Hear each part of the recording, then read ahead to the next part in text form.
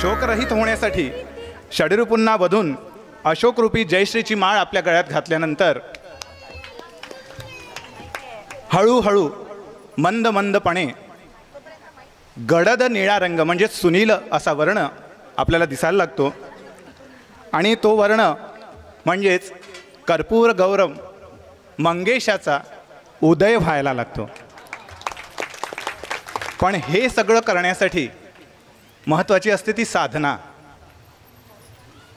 आणि साधना कशी करावी हे शिकवण्यासाठी ओम सविते नमः बस एवढं बोलतो। आणि एक फक्त शेवटचे सांगतोय की जे परमार्थी मार्गीचा विचार निवडून दावी सारासार भवसिंधूचा पैल पार पाववी शब्द बळे एवढं बोलतो। आणि आदरणीय परमपूजनीय श्रद्धेय मुळे शास्त्री काका यांना विनंती करतो की त्यांनी आशीर्वचन आम्हाला द्यावं। परमपूजनीय श्रद्धेय मुळे शास्त्री काका। गुरुर्देवो महेश्वरः गुरुः साक्षात् परब्रह्म तस्मै श्री गुरवे नमः। यत् सत्येन जगत् सत्यं यत् प्रकाशेन भाति तत् यदानन्देन नन्दन्ति तस्मै श्री गुरुवे नमः। वंशी विभूषितकरान्नवनीरदाभात् पीताम्बरादरुणबिम्बफलाधरोष्टात् पूर्णेन्दुसुन्दरमुखादरविन्दनेत्रात् कृष्णात् परां किमपि तत्त्वमहं न जाने।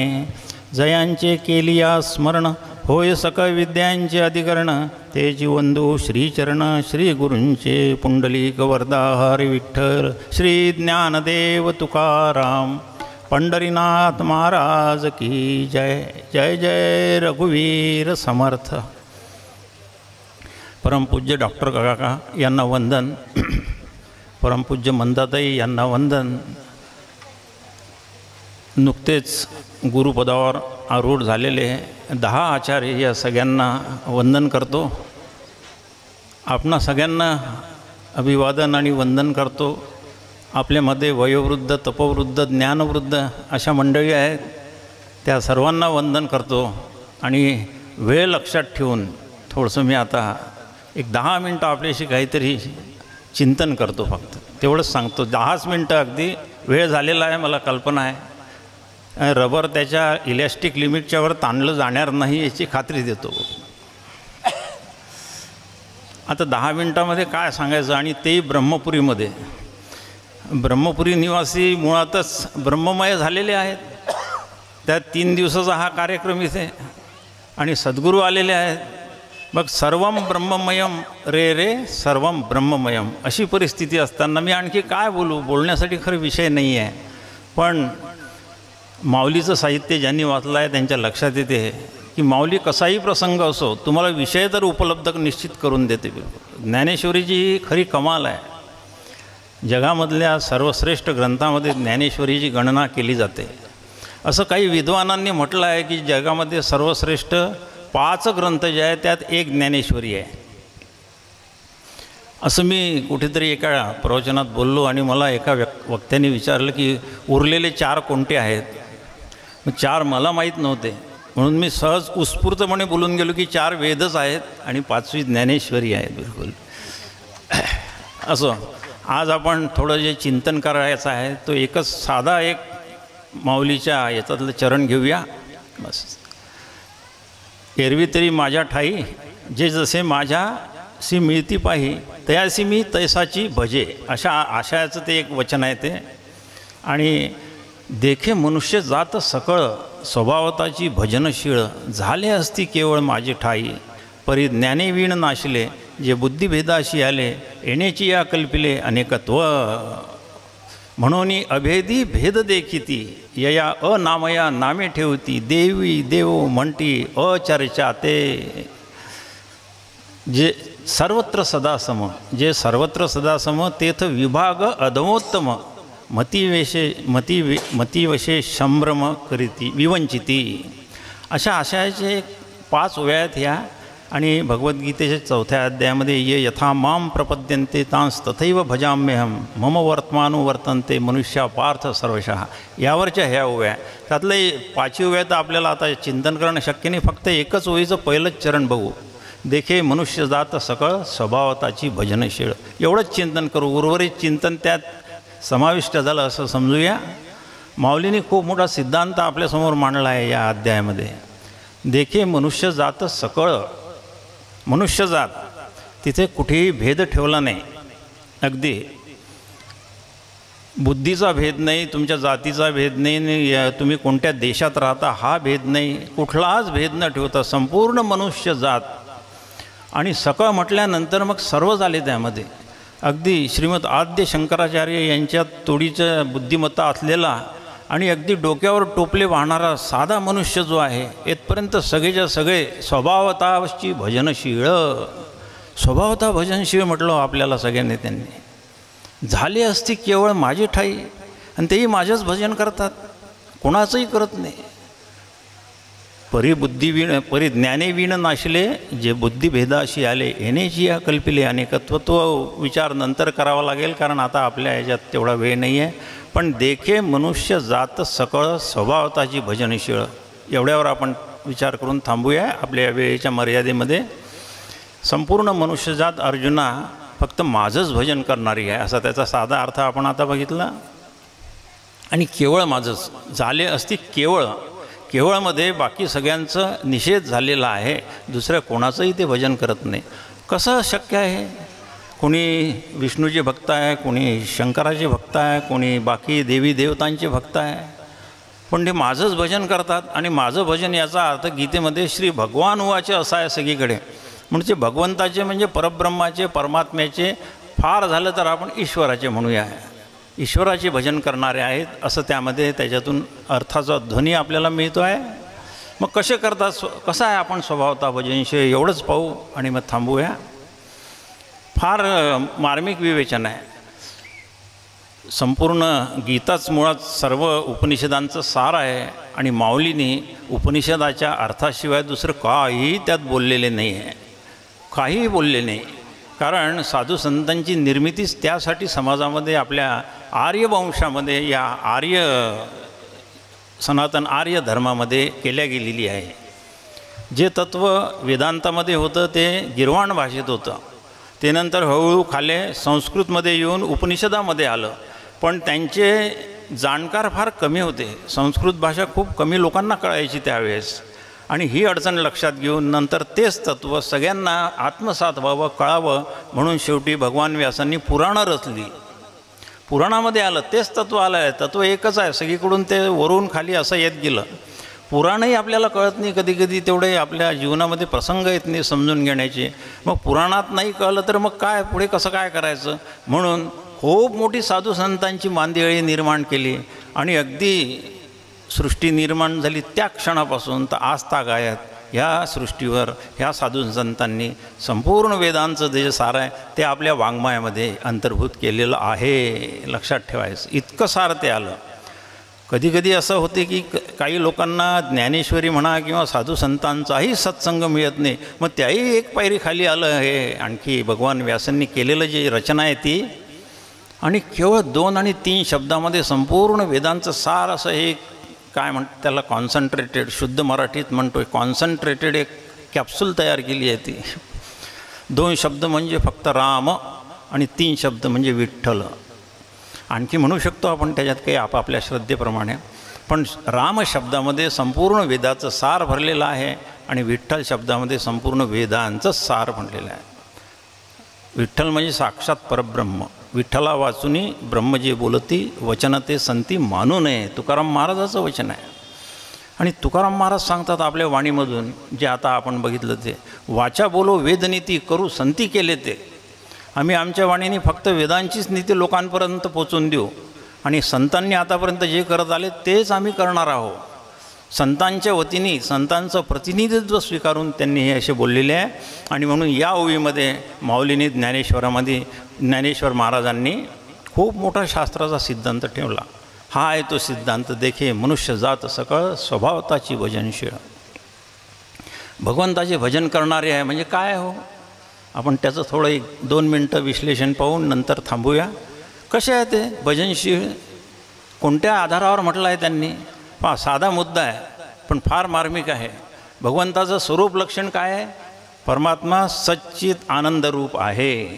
बरोबर आहे, सगळ्यांना हे तर वाचलेलं आहे. आपण खूप आता आपण श्रवण घडलेलं आहे आपलं खूप, त्यामुळे एवढं लक्षात येते परमात्मा सच्चित आनंद रूप आहे. आणि संपूर्ण मनुष्यजात जर भगवंताचं स्वभावतः भजनशील म्हणजे भजन करणारं असेल तर आपण फक्त सच्चित आनंदाचीच पूजा करणारे असूया. आणि ते तसं आहे, लक्षात ठेवा. त्याचं फक्त आपण जर म्हणजे काय म्हणतात त्याला विश्लेषण केलं तर आपल्या लक्षात येते. सत, चित आणि आनंद हे 3 शब्दच आपण जर लक्षात घेतले तर आपल्याला आपण क्षणोक्षणी त्याच तत्वाची पूजा करत आहोत हे लक्षात येते. मग सतचं कसं आपण पूजन करतो? सत म्हणजे काय? अस्तित्व. सत शब्दाचं असतं अस्तित्व, निरपेक्ष अस्तित्व. देशकाल परिच्छिन्नता त्यामध्ये अजिबात नाही, वस्तू परिच्छिन्नता नाही, त्याही पलीकडे असलेलं अस्तित्व. हे अस्तित्व देशकाळ आणि वस्तू यांनी कुठल्याही प्रकारे मर्यादित केल्या जाऊ शकत नाही असं ते अस्तित्व. ते तुमच्या आमच्यामध्ये आहे आणि प्रतिक्षणाला आपण त्याची पूजा करतो. कशी पूजा करतो? सगळ्यांना वाटते ना आम्ही नेहमी जिवंत राहावं म्हणून. कोणी आहे का नाही म्हणणारा? कोणी नाही. वाटते की नाही सगळ्यांना मी नेहमी असावं म्हणून? मग सच्चं काय लक्षण आहे? सच्चं तेच लक्षण आहे, ते नेहमीच असते. तेच मला उर्मी आहे, ती नैसर्गिक उर्मी आहे. आणि त्या नैसर्गिक उर्मीला जर धक्का लागत असेल तर मी ताबडतोब बंदोबस्त करतो सगळे कामं सोडून. थोडी काही कुठे हातापायाला जखम होऊ द्या किंवा काही अपघात होऊ द्या, कुठे जातो आपण? डॉक्टरकडे. डॉक्टरकडे जाणे याचा अर्थ हा आहे की माझ्या सतला धक्का लागू शकेल, माझं अस्तित्व संपू शकेल. आणि म्हणून डॉक्टर साहेबांना आपण म्हणतो माझी ट्रीटमेंट करा, पण त्याच्या गर्भित अर्थ पलीकडचा अर्थ असा आहे की डॉक्टर साहेब माझं अस्तित्व संपणार नाही असं काहीतरी करा. हे जखमेचं उदाहरण घेतलं, यावरून सगळे उदाहरण आपण डोळ्यासमोर घेऊन या. सत, प्रत्येक जणाला वाटते मी नेहमी असावं. आणि हे तेच सत बोलते आपल्या अंतरामध्ये, कारण तो अंतर्यामी आपल्यामध्ये प्रवेश करून राहिलेला आहे. तो प्रवेश करून आहे आपल्यामध्ये बस. आणि तो प्रवेश केलेला जो अंतर्यामी आहे तो साक्षात ईश्वर आहे. ईश्वर सर्वभूतानां हृद्देशेर्जुन तिष्ठती भ्रामयन सर्वभूतानी यंत्रारूढानी मायेया. आलं असेल लक्षात, पुढे जाऊ. चित, चित म्हणजे चैतन्य, ज्ञानस्वरूपता चैतन्य म्हणजे. आणि हे सत, चित आणि आनंद असे 3 वेगवेगळे 3 डब्यामध्ये भरून ठेवलेले विषय नाही आहेत, लक्षात ठेवूया. असे 3 ढीग नाही आहेत वेगवेगळे, ते एकच आहे. हो, जे सत आहे तेच चित आहे आणि जे सत आणि चित आहे तेच आनंदरूप आहे, तेच आनंद आहे, काही वेगळं नाही. आणि म्हणून हे जे चैतन्य रूप आहे इथेही या चैतन्याचा एक मोठा गुणधर्म आहे की ते साक्षात ज्ञानस्वरूप आहे. ज्ञानस्वरूप आहे ते, आणि ते ज्ञान करून देते. मग आता पहा, आपल्यालाही वाटतं की नाही, आपल्याला प्रत्येकाला वाटते ना आपण ज्ञानी असावं, कोणाला नाही वाटत? अगदी जो बिचारा शिकलेला सुद्धा नाही ना त्यालासुद्धा वाटते मला ज्ञान असावं. आणि तो क्षणोक्षणी खंत व्यक्त करतो, हो मी कुठे काम करू शकलो असतो पण मला काय माझ्या आईवडिलांनी शाळेतच नाही टाकलं. याचाच अर्थ हा आहे बस, बाकी काहीच नाही. त्याला ज्ञानी होण्याची इच्छा आहे, तळमळ आहे, पण बाह्य परिस्थिती त्याच्या प्रारब्धाने अनुकूल नाही म्हणून तो ज्ञानी होऊ शकला नाही. आणि छोटंसं एक उदाहरण, सगळ्यात मोठं जर वाईट वाटणारी गोष्ट असेल व्यवहारात तर आपण कोणालाही म्हणा तू काय रे अगदी दगडासारखा आहे, तुला काहीच समजत नाही. ह्याचा त्या ज्याला आपण म्हटलं त्याला खूप मनातून खरं राग येत असतो. तो मनात म्हणतो हे काय स्वतःला खूप मोठे समजतात की काय. बरोबर आहे ना? काय अर्थ आहे या सगळ्या याचा? मी ज्ञानस्वरूप असलेला, आत्मस्वरूप असलेला मी, माझ्या त्याला धक्का लागतो जर मला कोणी म्हटलं तुला काहीच समजत नाही तर. पण ते त्याच्या प्रारब्धाने बाह्य परिस्थिती प्रतिकूल असते म्हणून तो तसा बिचारा एक्सप्रेस करू शकत नाही. तिसऱ्यावर येऊ आपण, वेळेच्या मर्यादा लक्षात ठेवून. आनंद काही सांगायची गरज आहे का? जन्म झाल्याच्या क्षणापासून तर आपण अगदी शेवटच्या श्रीराम जय राम जय जय राम जिथे म्हणतो ना त्या क्षणापर्यंत काय आहे, प्रत्येक हालचाल जीवाची शास्त्र सांगते फक्त आनंदासाठी आहे. लक्षातच ठेवायचं, कुठलीही हालचाल आनंदासाठी आहे. आणि त्याला जास्त एक्सप्लेन करण्याची गरज नाही आहे. कोणी एकही हालचाल दुःखासाठी करेल का? साधा आहे. बरं, कोणाला तरी दुःखी व्हावं वाटते का? कोणालाच नाही. खूप दिवस झाले मला ताप आला नाही म्हणून मी आता सत्यनारायण करायचं ठरवलं. असं कधी होते का? कधीही असं होत नाही, होणार नाही. कारण काय, मी आनंद स्वरूप आहे, सच्चित आनंद रूप आहे. आणि 24 तास मला आनंदीच राहावं वाटते. या आनंदामध्ये कोणी जर अडथळा आणत असेल तर मग युद्धभूमी तयार होते, तिथे युद्धभूमी तयार होते. मी त्या व्यक्तीला संपवण्यापर्यंत मी जातो. फार मार्मिक मुद्दा आहे, लक्षात ठेवा.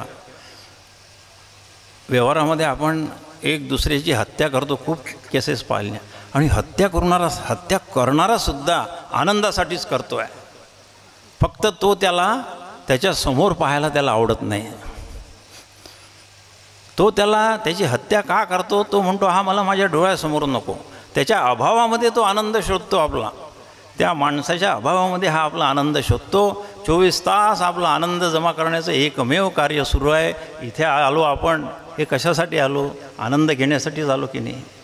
हे आनंद घेण्यासाठी असो. हे आपला सच्चित आनंदरूप असलेला परमात्मा तुमच्या आमच्या हृदयामध्ये अंतर्यामी होऊन तो सतत अगदी जागृत आहे. 24 तास आपल्याला त्या आत्म्याचं स्फुरण जाणवते आहे. पण ते ज्ञानी विन नाशिले जे आहे ना, त्याचा संदर्भ येतो थोडासा, तेवढ्या शब्दाचा सांगून थांबतो मी. पण 24 तास मला माझा आत्मा, परमपूज्य डॉक्टर काकांची भाषा वापरतो, तो फोन करतच असतो, त्याची रिंग वाजत असते. पण आपण काय म्हणतात त्याला, उठाठेवी करण्यामध्ये इतके बिझी असतो की ती ऐकायलाच येत नाही आपल्याला. सतत त्याची जाणीव आहे, पण कोणत्या रूपाने आहे? ती आत्मरूपाने न होता अहम रूपाने. आणि म्हणून आपले उपनिषद सांगतात, या अहमलाच थांबवा, जास्त याचं स्फुरण थांबून टाका अहमचं, आणि ब्रह्मरूप होऊन जा. आणि काय करायचं त्याच्यासाठी? अहम ब्रह्मास्मी या महावाक्य आहे. हे सगळ्यांना माहीत आहे, यजुर्वेदाचं महावाक्य आहे. या महावाक्याचं श्रवण गुरुच्या मुखातून करायचं आणि त्याच्या अर्थाचं चिंतन करायचं. लक्षात ठेवा, मार्मिक मुद्दा आहे. याचा जप नाही करायचा, मी ब्रह्म आहे, मी ब्रह्म आहे, माग घेऊन जप नाही. महावाक्याचा उपदेश भला, परंतु त्याचा जप नाही बोलीला, समर्थ म्हणतात. त्याचं चिंतन करायचं आहे. काय चिंतन करायचं? पुन्हा काल प्रवचनामध्ये एक ठिकाणी उल्लेख आला की त्याचं चिंतनच करता येत नाही. नैव चिंतम न चा चिंतम न चिंतम चिंतमेव तत्, अमृतबिंदू उपनिषद सांगते. ते चिंतन करण्यासारखं नाही आहे, ते अचिंत्यसुद्धा नाही आहे. आणि तरी पण बाबांनो त्याचं चिंतनच करा. कसं? तो चिंतन करण्यासारखा नाही, हेच त्याचं चिंतन आहे. असं ते चिंतन करा की हे चिंतन आपल्याला काय करून देईल? जे आपला नैसर्गिक स्वरूपभूत असलेला आनंद आहे, जो या व्यवहारामध्ये जागोजागी खंडित होणारा, भंग पावणारा, क्षणभंगूर आनंद आहे, ते बंद होईल. आणि आपल्याला असा आनंद मिळेल की त्याचा आणि आपला कधीही वियोग होणार नाही, कधीच वियोग होणार नाही. बस सदैव आपल्याला हेच पाहिजे आहे. दिवसभर काय त्याच्यासाठी धडपड सुरू आहे ते कळत नाही. म्हणून आपण नोकऱ्या करतो, आपण आणखी काही उलाढाल्या करतो, व्यापार करतो, पैसे मिळवतो, काय सगळं जे करायचं ते करतो. पण ते जे मिळते ते इथलं सगळंच क्षणभंगूर असल्यामुळे मायेच्या बाजारातलं ते आपल्याला तो आनंद मिळत नाही. म्हणून समाधान नाही आहे, म्हणून आपली तळमळ थांबत नाही आहे. बस तळमळ होतची आहे, हे समर्थांनी या अर्थाने म्हटलं आहे. असो, विषय अफाट आहे, खूप विचार सुचले तरी आपल्या या आजच्या क्षणाला, या प्रसंगाला इथे आपण थोडा पूर्णविराम देण्याचा प्रयत्न करू.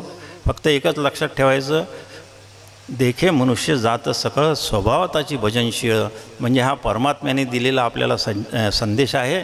तो संदेश आपण आपल्या चिंतनातून यथार्थ करूया.